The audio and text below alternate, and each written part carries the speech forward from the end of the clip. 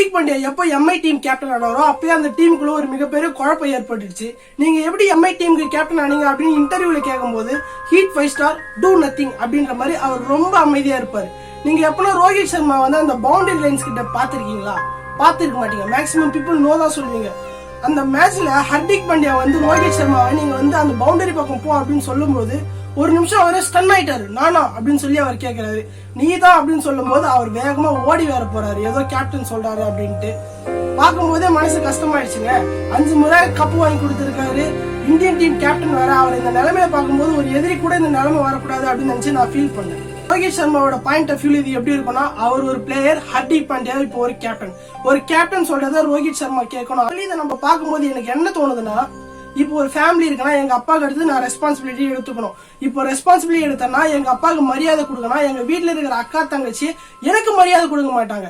ஒரு கேப்டன்ஷிப் அப்படின்னா என்னன்னா, ஒரு டீம்ல நிறைய மெம்பர்ஸ் இருப்பாங்க. அந்த மெம்பர்ஸ் எல்லாம் டிஃப்ரெண்ட் ஆக்டிவிட்டிஸ்ல டிஃப்ரெண்ட் மைண்ட் செட்ல இருப்பாங்க. அவங்க எல்லாருக்கும் கரெக்டான ஒரு இன்புட் கொடுத்து அவங்க கிட்ட அவுட்புட் நம்ம எடுத்தாதான் நம்ம வந்து அந்த சக்சஸ் நோக்கி ஒரு பாத்துல நம்ம போக முடியும்.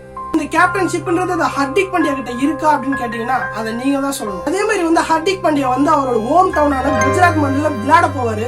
குஜராத்தி மக்களே அவர் வந்து ஒரு மாதிரி சப்பாரி அப்படின்னு கிண்டல் பண்ணுவாங்க. அப்படின்னா என்னன்னா, நீ ஒரு யூஸ்லெஸ், நீ ஒரு உதவாக்கார, அந்த மாதிரின்னு ஒரு அர்த்தம் வச்சுக்கோங்களேன்.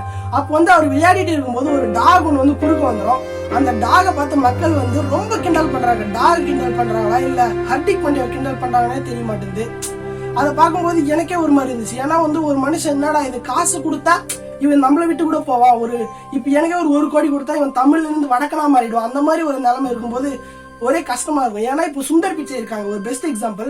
சுந்தர் பிச்சை வந்து அந்த கூகுள் குரோம் வந்து லான்ச் பண்ண பிறகு மிகப்பெரிய பிகஸ்ட் கம்பெனிஸ்லாம் வந்து அவர் மிகப்பெரிய ஆப்பர்ச்சுனிட்டிஸ் கிடைக்குது. எங்க கம்பெனிக்கு வா, நான் உன்னை சிஇஓவே ஆக்குறேன் அப்படின்ட்டு. ஆனா வந்து சுந்தர் பிச்சை அதெல்லாம் ரிஜெக்ட் பண்ணிட்டு கூகுள்லயே இருந்தாரு.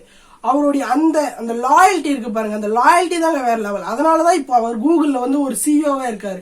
இப்போ ஹர்திக் பாண்டியா வந்து அந்த குஜராத்தி டீம்லயே ஒரு கேப்டனா இருந்தா அந்த மக்கள் வந்து இன்னும் பாராட்டி தான் இருப்பாங்க. இது இப்ப நம்ம லாஜிக்கலா யோசிச்சு பார்த்தா இப்ப அவர் மரியாதை, இப்ப அவர் வந்து ஒரு மாதிரி ரோஹித் சர்மா வந்து ட்ரீட் பண்ணிருக்காரு. ஃபியூச்சர்ல வந்து அவருக்கே புரியும், ஓ இந்த மாதிரி ட்ரீட் பண்ணக்கூடாது அப்படின்னு அவரே நினைப்பாரு. காலம் மாற்றம் ஒன்றுதான் மாறாதது, நத்திங் இஸ் பெர்மனன்ட் சொல்லி நான் இந்த வீடியோ முடிச்சுக்கிறேன். தேங்க்யூ. நீங்க எந்த மாதிரி நினைக்கிறீங்க? இப்போ நம்ம ரோஹித் சர்மா வந்து நம்ம சிஎஸ்கேக்கு வந்தா நல்லா இருக்குமா அப்படின்னு நினைக்கிறீங்களா? நான் வேற எதனா பத்தி நான் பேசணும்னு நினைச்சீங்கன்னா கீழே கமெண்ட் பண்ணுங்க, நான் அதை பத்தி பேசுறேன். தேங்க்யூ.